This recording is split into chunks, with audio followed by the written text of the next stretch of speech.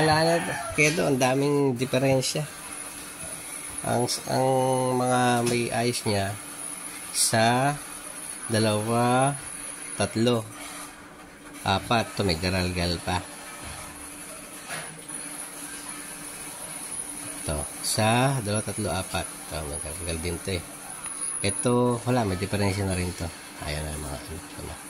So, ang wala, itong stereo ito pag ginamit kasi wala naman akong PL. Ito, yung left channel, wala. Right channel lang ang meron. Ito, sira pa yung nagpipik. Sira yung ano, hindi rin gumagana.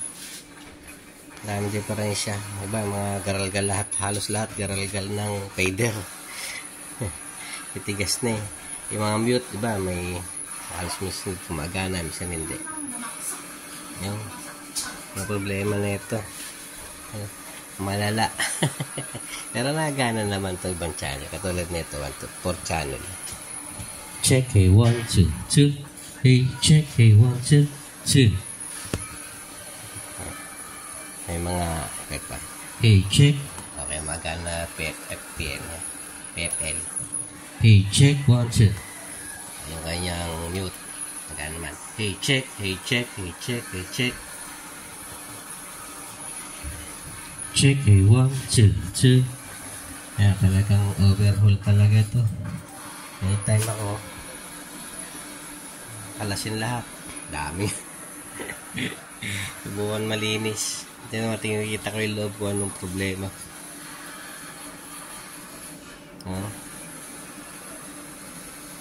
Grabe. Itong isa, wala man kung sila na fader o putol sa loob o ano. Alam. Yung karamihan dito, fader sila.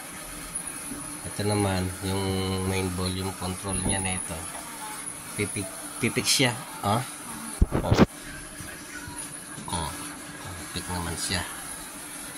Kaya yung pads na ito, potentiometer. Sa main gain.